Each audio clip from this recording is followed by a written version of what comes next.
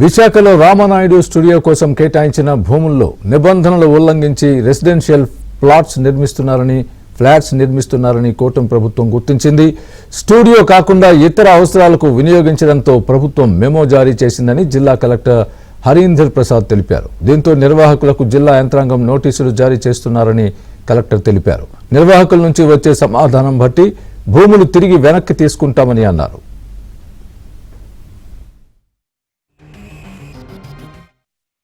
దగ్గర ఉన్న రామానాయుడు స్టూడియోస్ వాళ్ళకి ఇచ్చిన భూమిని ఇచ్చిన పర్పస్కు వాడకుండా వేరే రెసిడెన్షియల్ లేఅవుట్గా మార్చడానికి ప్రయత్నించారని ప్రభుత్వం గుర్తించింది. దాని మేరకు వాళ్ళకు షోకాస్ నోటీస్ ఇచ్చి వాళ్ళు ఒక సమాధానాలు తెలుసుకొని వాస్తవంగా దాంట్లో వైలేషన్స్ ఉంటే దాని మీద చర్యలు తీసుకొని ఆ భూమిని వెనక ప్రభుత్వానికి తీసుకోవడానికి ఆదేశం జారీ చేశారు రెవెన్యూ శాఖ కార్యదర్శి వారు. దాని మేరకు మనము షోకాస్ నోటీస్ ఇవ్వడం జరుగుతుంది. వాళ్ళు సమాధానం చూసి వాళ్ళు సమాధానం సరిగా లేకపోయిన పరిస్థితిలో ఆ భూమిని ప్రభుత్వం స్వాధీనం చేసుకోవడం జరుగుతుంది.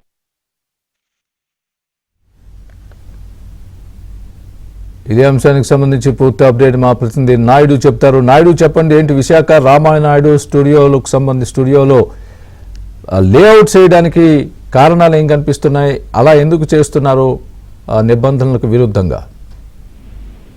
రామానాయుడు స్టూడియో ఏదైతే ఉందో వాళ్ళకి కేటాయించినటువంటి 34.44 ఎకరాల్లో 15.7 ఎకరాలని ప్లాట్లుగా విభజించి అమ్మడానికి గత వైసీపీ ప్రభుత్వ హయాంలో నిర్ణయం తీసుకోవడం, పెద్దలతో చేతులు కలిపేదానికి ఆల్రెడీ ప్లాన్ అప్రూవల్ కూడా అప్లై చేశారు. అయితే ఈ విషయం పైన అప్పట్లోనే కోర్టులో స్టే ఉండడంతో నిలిచిపోయింది. సో ఈ విషయం పట్ల ప్రభుత్వం ఆల్రెడీ జిల్లా కలెక్టర్ ద్వారా కూడా నివేదికను తెప్పించుకొని ఎవరైతే ప్రిన్సిపల్ సెక్రటరీ ఉన్నారో రెవెన్యూ శాఖ వాళ్ళు ఆదేశాలు జారీ చేయడం జరిగింది. ఒక మెమో జారీ చేశారు.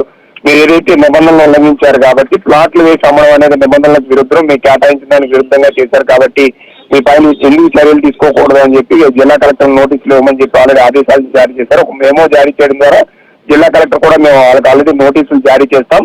సమాధానం వాళ్ళు చెప్పినటువంటి సమాధానం కానీ మాకు పూర్తి స్థాయిలో ఆమోదయోగ్యం అయితే పునరాలోచన చేస్తాం, లేని అట్లా దాన్ని పూర్తి స్థాయిలో వెనక్కి తీసుకుంటామని చెప్పి ఈరోజు ఉదయాన్నే కలెక్టర్ కూడా నేరుగా చెప్పినటువంటి పరిస్థితి ఉంది. వాళ్ళకి నోటీసులు జారీ చేసిన తర్వాత సో వారు ఇచ్చినటువంటి సమాధానాన్ని ఆధారంగా చేసుకొని ప్రభుత్వం తదుపరి చర్యలు ఉంటాయని కూడా జిల్లా కలెక్టర్ చెప్పినటువంటి పరిస్థితి కనిపిస్తుంది. స్వామి, thanks for the update Naidu.